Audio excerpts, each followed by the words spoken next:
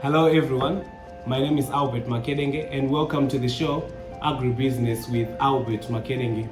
Our topic for today is drip irrigation system or trickle irrigation system, and this irrigation system is not very new. It's very familiar to most people since it has been adopted by a lot of farmers in the previous years.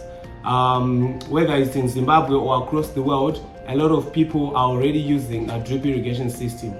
So in this, when you're using a drip irrigation system, you save a lot of water because the water is dropped directly onto the root zone of a crop. So we're just going to run through the advantages of using a drip irrigation system. But before we go there, I'm just going to outline the process, like the movement of water from the water reservoir up to the plants.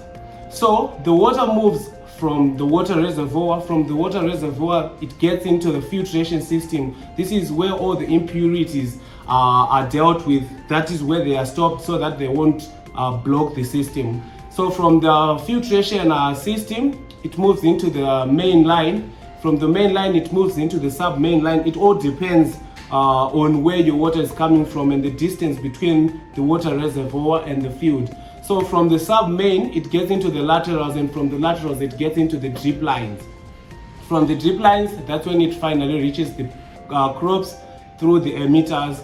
And the emitter size depends on the type of soil that you have. We'll discuss on that later. From there, the water drops directly into the root zone. So let's now move down to the advantages. Why do you need a drip irrigation system?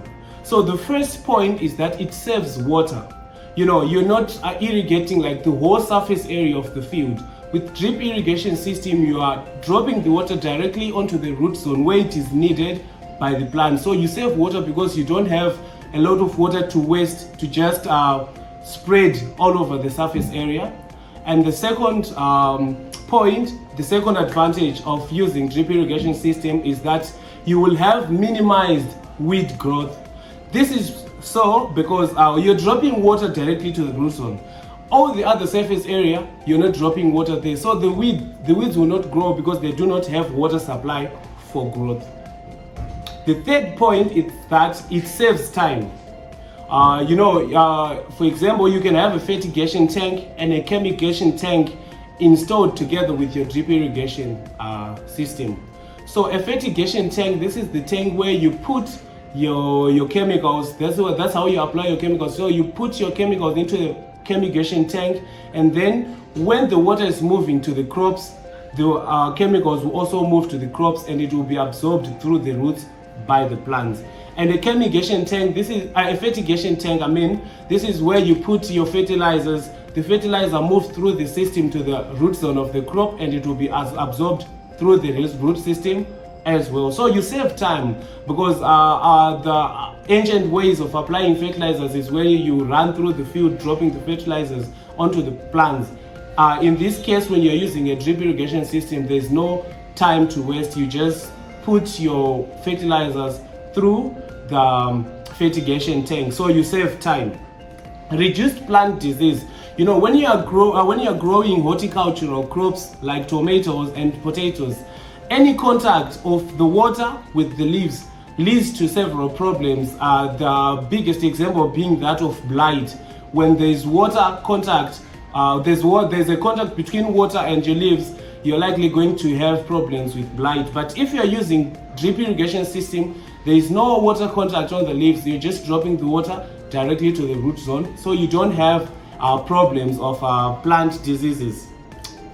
The next advantage is that it eliminates water runoff and erosion. When the water is flowing, when you are applying water everywhere, where there are slopy terrains, you're likely going to have erosion or runoff. But when you're using drip, it's just a drop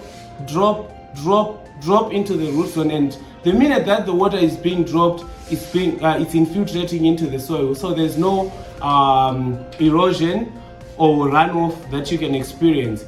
You can also reduce labor costs. When you're using overhead irrigation systems, people will have to lay pipes, they have to go and pump the water. So that labor, you eliminate it because it's just automated. You just open your valves and the water flows into the field and you start watering.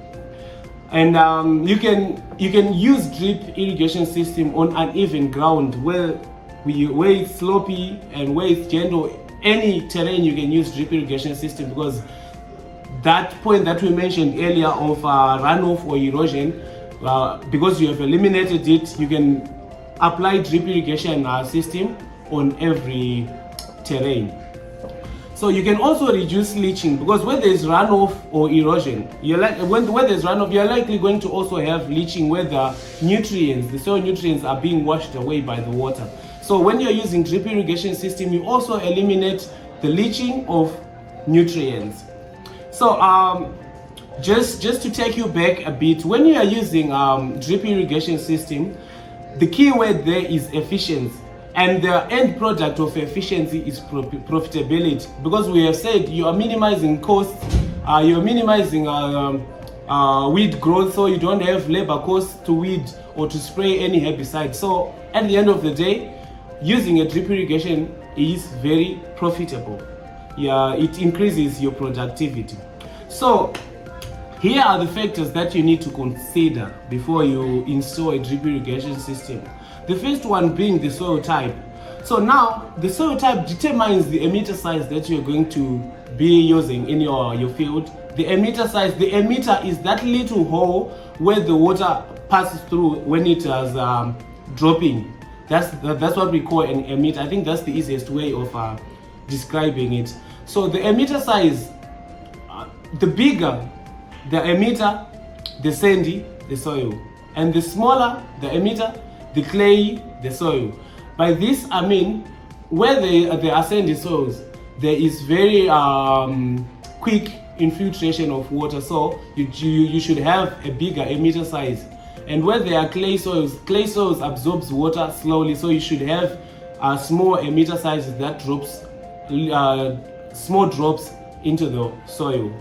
The crop value also determines is also a very important factor to consider when you are installing a drip irrigation system. By the crop value, we mean you need to grow high valued crops when you're using a drip irrigation system, because of the cost that you need. You need a lot of money to install a drip irrigation system, so you don't have to be in a position where the crop that you are growing is going to give you less. By high valued crops, I can give you an example. You'll be growing flowers, you'll be growing potatoes, you'll be growing green pepper, you'll be growing tomatoes. Those are high valued crops where you are guaranteed that return on investment will be very reasonable. Water quality is also a factor to consider.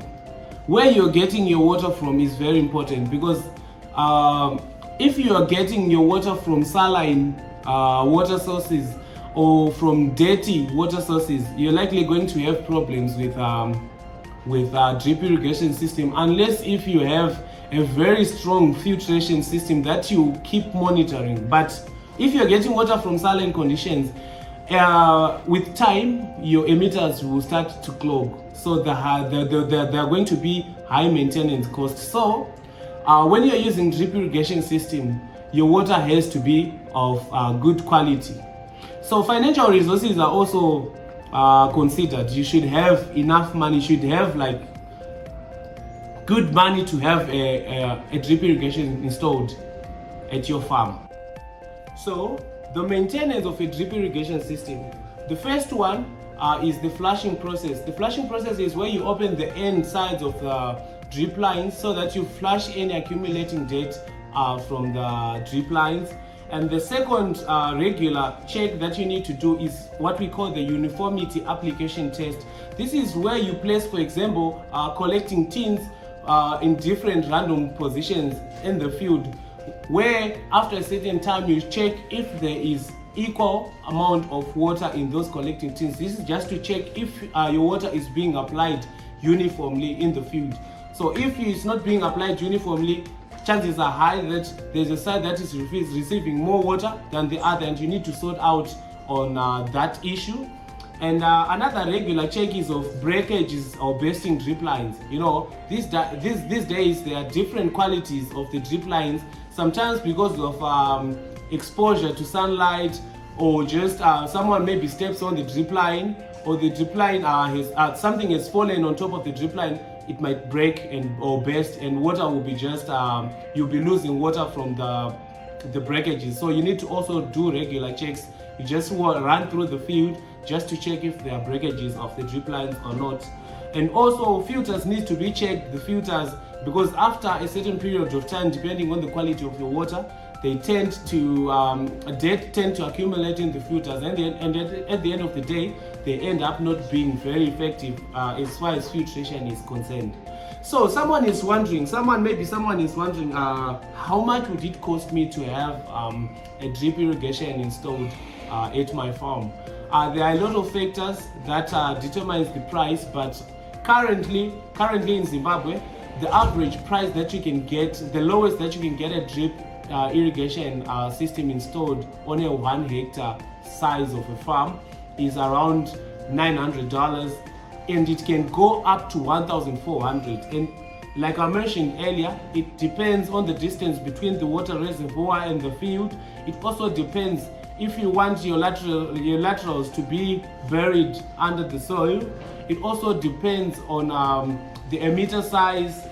So a lot of factors contribute to the pricing of a drip irrigation system. You can check the number on the screen if you're interested in having a drip irrigation system installed at your farm. We have a very good team, a well-experienced team that is running our projects at Oxalis Agriculture. So you can get in touch through the phone numbers displayed on the screen, so that you can be helped depending on what you want as far as drip irrigation system is concerned. Thank you very much. I'll see you next time, guys. In our next video, we'll be talking about something different, and we appreciate your feedback on our videos, as well as we appreciate if you go to our YouTube channel and hit subscribe so that you won't miss out on the next videos that we're going to shoot. Thank you very much.